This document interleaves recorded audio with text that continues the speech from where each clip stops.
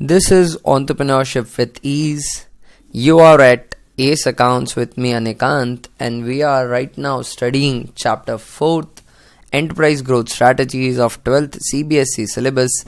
And in this particular video, we're going to cover what are the benefits of franchising for new businesses, that is startups, and what are the advantages and disadvantages of franchising for franchisor and franchisee both.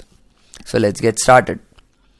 Let us first find out that what are the benefits and how franchising help new businesses, that is startups. So franchising का startups के लिए क्या benefit है? Guys, first and foremost, अगर कोई new business है in comparison to establishing its own market and making its own industry or factory, how it is beneficial or how it is advantageous to start a franchising or take a franchising agreement or take a franchise from a franchisor. So first advantages ये है कि आपको established product मिल जाता है, आपको नए product को establish करने की ज़रूरत नहीं है. Market के अंदर आप you can have a very easy start, a breeze like start. Why? Because आपका product established है franchisor के द्वारा. All you need to do is start the franchise and you will get a customer base. Second is, because the franchisor is experienced, he or she will train your staff, your persons involved in your franchisee as well as you. So you get easy training and expert knowledge in the field of the business. Then you get easy and fast growth because the franchisor is making national and global efforts of growing or expanding its brand and making expenses on that ground. तो आपको बहुत easy और fast growth मिल जाएगी. It is mutual help to both you and the franchisor. So ये win-win agreement है. तो यहाँ पर दोनों पार्टीज मोटिवेटेड रहती हैं, कोई कोलिजन ऑफ इंटरेस्ट नहीं आता. दूसरे तरीके से अगर आप ग्रो करने जाएंगे या नया बिजनेस स्टार्ट करना चाहेंगे, से पार्टनरशिप और अमालगमेटिंग और जॉइंट वेंचर, वहाँ पे कोलिजन ऑफ इंटरेस्ट हो सकता है, but there is no such problem in case of franchising. Now let us see. So in a franchising agreement, franchisee की progress is franchiser's progress as well. सो ये एक win win situation है, as I have already mentioned. Now let's see what are the advantages of franchising to franchisee and franchiser. So सबसे पहली franchise के लिए advantage ये है फ्रेंड्स कि उसको प्रोडक्ट की इजी एक्सेप्टेंस मिल जाती है. एस्टेब्लिश्ड प्रोडक्ट मिल रहा है आपको, तो प्रोडक्ट एक्सेप्टेंस आ जाएगी. जो ब्रांड है वो एस्टेब्लिश्ड है. Franchisor exercise a good amount of goodwill in the market, so easily market में product की acceptability आ जाती है. franchisee को कुछ अलग से effort नहीं लगाने पड़ते, उसको उसका customer base already exist करता है market के अंदर before even starting the business itself. management expertise मिल जाती है. मैनेजमेंट की ट्रेनिंग अकाउंटिंग के लिए, एम्प्लॉय मैनेजमेंट के लिए, प्रोडक्शन वगैरह के प्लान्स वगैरह सब ऑलरेडी प्रिपेयर्ड होते हैं फ्रेंचाइजर के द्वारा. And franchiser will provide all that information to the franchisee. All you need to do is follow the plan, stick to the plan, and the success is almost guaranteed और certain. So management expertise मिल जाती है franchisee को from the franchiser. Capital requirement, franchisee को कितनी capital required है, investment का analysis करना, लोकेशन की सूटेबिलिटी देखना, फिजिबिलिटी स्टडी करना, ये सब फ्रेंचाइजर फ्रेंचाइजी के बिहाफ पर कर देता है. फ्रेंचाइजी जब अपने प्रपोजल्स लेके जाएगा तो वो लोकेशन सूटेबल है या नहीं इसका असेसमेंट करेगा फ्रेंचाइजर. मशीनरी की रिक्वायरमेंट क्या रहेगी ये सब पहले से पता करके और फिजिबिलिटी स्टडी भी कर देगा फ्रेंचाइजी के लिए. So all these tasks which are to be undertaken by the franchisee will be undertaken by the franchisor on behalf of franchisee. It makes it very easy and very cheap for the franchisee to invest in the business. Also, if the franchisee needs, the franchisor provide easy finance facility to the franchisees and also take part payments of the initial franchisee fees or the down payment involved in the franchising agreement, because franchisor wants a particular franchisee or wants a growth through that franchisee. So वो finance भी कर देता है franchisees को. Knowledge of the market, franchisor को market के बारे में एक्सपीरियंस है, उसको कस्टमर की प्रोफाइल्स पता है, इंफॉर्मेशन है, तो all the sort of assistance will be provided by the franchisor to the franchisee. तो franchisee gets easy, refined and analyzed and scrutinized and synthesized information from the franchisor. तो franchisee को जमाया information मिल जाता है with the help of franchisor. Operating and structural controls, business को कैसे चलाना है, क्या क्या फ्रॉड या एरर होने के चांसेस हैं, क्या क्या रिस्क इन्वॉल्व हैं, ये सब के बारे में फ्रेंचाइजर एक्सपीरियंस रखता है. तो फ्रेंचाइजर इंटरनल कंट्रोल की एक डिज़ाइन बना के दे देगा. Internal controls are all the factors, all the things that should be undertaken by the owner of the business to reduce the risk of fraud and error. तो ये सारी चीज़ें फ्रेंचाइजर पूरा डिज़ाइन एंड उसके ऑपरेशन की effectiveness ensure कर देता है फ्रेंचाइजी के लिए, उसको असिस्टेंस दे देगा इस बिहाफ पर. So operating and structural controls भी बना कर दे देगा फ्रेंचाइजर फ्रेंचाइजी के लिए. Now let's see what are the advantages of franchising to the franchiser. The one who owns the intellectual property rights, who is giving other party the permission or the franchisee the permission to use the intellectual property rights owned by him against a fees of royalty. So franchisor को सबसे पहली advantage है friends कि उसको quick expansion मिल जाता है. उसको nationalised और ग्लोबल एक्सपांशन चाहिए अगर, तो all the franchiser needs to do is find appropriate franchisees and select them and that's it. उसको अच्छा सा फ्रेंचाइजी ढूंढना है, इसमें कैपिटल बड़ी कम लगती है, फिर पूरा इन्वेस्टमेंट फ्रेंचाइजी करेगा और उसको एक्सपांशन मिल जाएगा. कॉस्ट एडवांटेजेस रहती हैं क्योंकि फ्रेंचाइजर बड़े ज़्यादा नंबर ऑफ फ्रेंचाइजीज ढूंढ लेते हैं, तो वो उन फ्रेंचाइजीज से पहली बात तो परचेज कमिटमेंट ले सकता है. फ्रेंचाइजी को कह सकता है कि तुम्हें अपने लोकेलिटी की मार्केट की डिमांड का असेसमेंट करना है या कम से कम इतना परचेजिंग तो करना ही पड़ेगा. फिर फ्रेंचाइजर को ऑलरेडी पता है कि what would be the consumption at various branches और outlets of franchisee that are under his control, और उसके अकॉर्डिंग वो बाइंग करेगा लार्ज स्केल पे. तो इकोनॉमीज ऑफ स्केल तो मिलेगी ही मिलेगी, साथ के साथ क्योंकि वो प्रिसाइज बाइंग कर रहा है तो वहाँ पर एफिशिएंसी और इकोनॉमी भी आ जाएगी. क्योंकि वहाँ पर कुछ भी एस्टिमेट्स ऊंचे नीचे जाने के चांसेस कम हैं. So franchisor can use large scale of operation because it has franchisee outlet established with purchase already established, so वो उनसे परचेज कमिटमेंट ले सकता है पहले से ही. सो कॉस्ट एडवांटेजेस भी होती है, इकोनॉमीज ऑफ स्केल भी हो जाती है और सर्टेनिटी आ जाती है प्रोडक्शन लेवल की और ऑपरेशंस लेवल की. फ्रेंचाइजी को लोकल मार्केट के बारे में कुछ स्पेशलाइज्ड इंफॉर्मेशन हो सकती है. The franchisee must be knowing about the taste and preferences of the locality to which he और she belongs. So the franchisee will provide all that essential information about that market to the franchisor. तो easy market information मिल जाती है जो franchisor के लिए काफ़ी difficult होता है obtain करना. franchisee क्योंकि उस locality से belong करते हैं तो they must command an intimate relationship with the market there.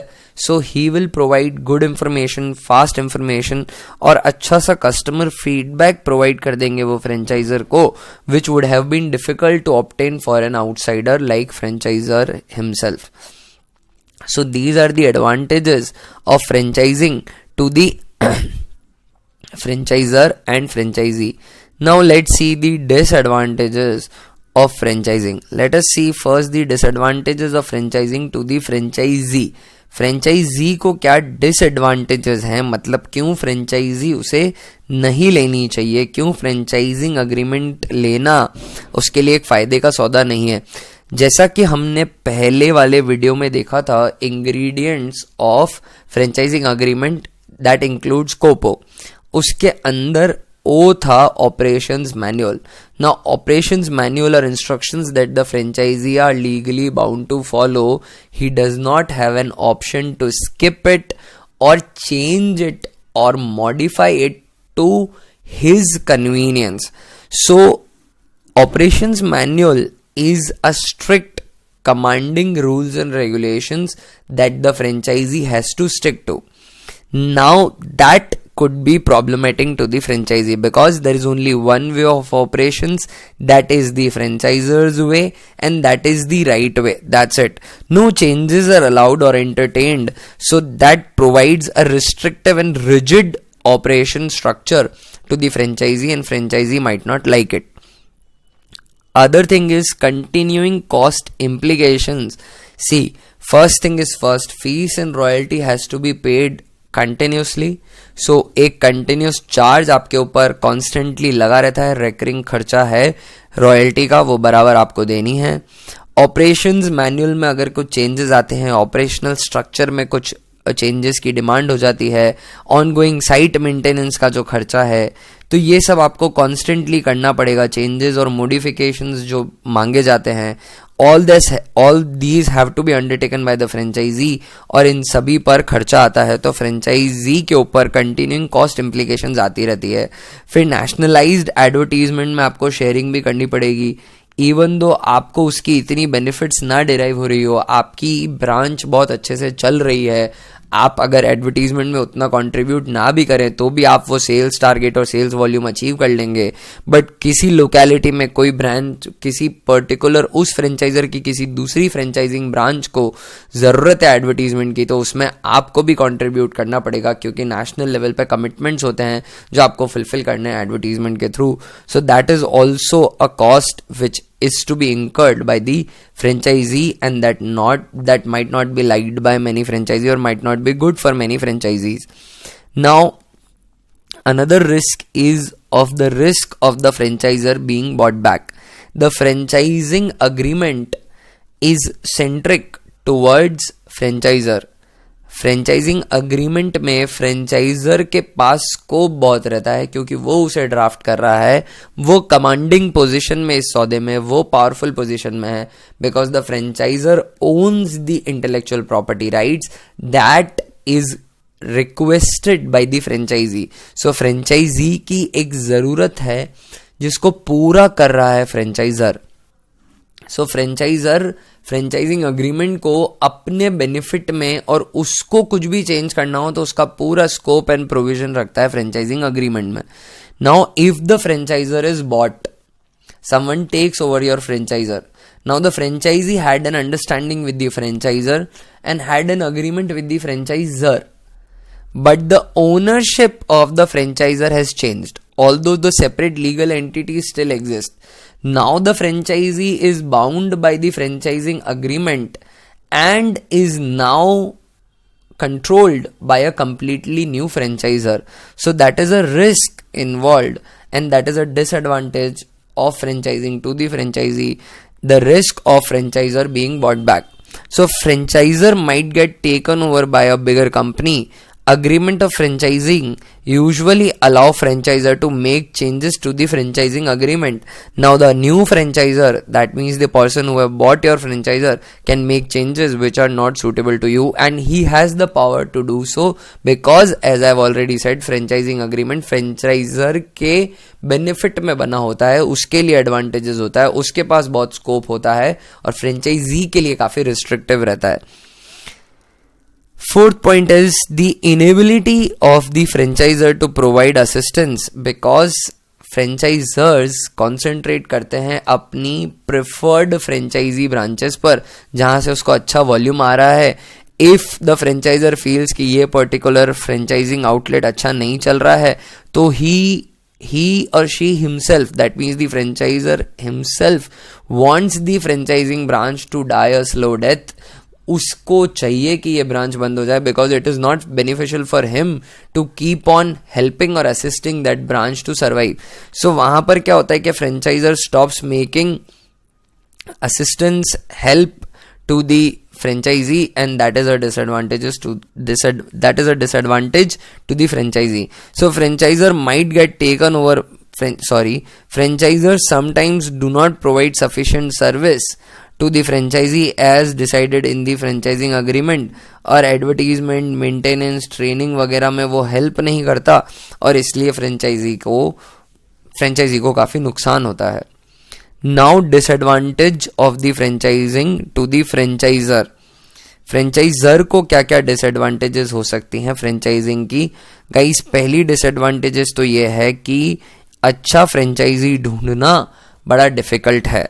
So finding quality franchise is very difficult. Responsible, trained, loyal, experienced franchisee are difficult to find. So अगर वो वैसा फ्रेंचाइजी नहीं मिलेगा तो आपकी ग्रोथ वहीं रुक जाएगी. और अगर आपने इनमें से किसी पैरामीटर में, that is responsibility, trend, loyalty और एक्सपीरियंस में कॉम्प्रोमाइज किया है, तो फिर वहीं से आपके लिए डाउन हिल सी जर्नी स्टार्ट हो जाती है, क्योंकि वहां पर फिर आपको उतना बेस्ट क्वालिटी ऑफ वर्क नहीं मिलेगा और आपकी ब्रांड और आपका IPR एट स्टेक है. तो you have to be very cautious in selecting your franchisee. Another disadvantage ये है, जो कि बहुत ही मेजर डिसएडवांटेज है, वो कि ये कि फ्रेंचाइजी के एरर्स फ्रेंचाइजर के एरर्स हैं. If franchisee makes a mistake in his or her locality, of no matter how small it might be, that mistake or that error is projected nationally as well as globally. किसी छोटे शहर में किसी franchising के restaurant outlet में कोई गलती हो गई, उसने कुछ फूड आर्टिकल में कुछ गलत चीज़ डाल दी या गलत चीज़ मिक्स कर दी या क्वालिटी अच्छी नहीं रखी, वो चीज़ सीधी ग्लोबल इमेज पे प्रोजेक्ट होगी. उस पर्टिकुलर फ्रेंचाइजर की पूरी रेप्यूटेशन एट स्टेक है. So the errors of franchisee are the errors of franchiser. So you have to make sure that any such error is avoided or does not get repercussions to such a massive level. So that is a big disadvantage for the franchisor. Next disadvantage is franchisee may become, if the franchisee is unable to survive, he may become bankrupt, yeah, he may commit a fraud against you, or he may quit prematurely. Although there is a fees to be paid before quitting the franchising agreement, but still the franchisee might declare him or herself as bankrupt, or may pay the fees and break the franchising agreement prematurely. Now that gives a very wrong impression to the market. The market feels that ये outlet close out हो रहा है या ये outlet bankrupt हो रहा है, although being no fault of the franchisor whatsoever, but market में ये image जाती है that might be the company is failing or might be the company is not able to perform well. So franchisee की goodwill degrade होती है because of the franchisee being bankrupt or committing a fraud or quitting prematurely. So these are some disadvantages and advantages of franchising to the franchisor as well as franchisee. I hope आपको ये topic अच्छे से समझ में आया होगा. This is quite an easy topic. एक read काफ़ी है, इससे ज़्यादा ज़रूरत नहीं है इस पर मेहनत करने की. ज़्यादा बड़े बड़े आंसर्स क्रैम करने की ज़रूरत नहीं है. अननेसेसरी बड़े बड़े आंसर्स और मिनिएचर और summaries of the text book के नोट्स में आप मत उलझिएगा. Have some faith. This is sufficient. You can score as much marks as you want from this data. In the further videos, we are going to be covering mergers and acquisition. What are the synergy benefits? What are the reasons for failures of mergers and acquisition? So stay subscribed, guys. Like if you're finding value from the video, share it with your friends and colleagues. Stay subscribed to the channel. Press the bell icon to be notified about the further videos that are going to be uploaded in the channel. If you have any problem, any suggestion, any request that you want to make about uploading any topics, I have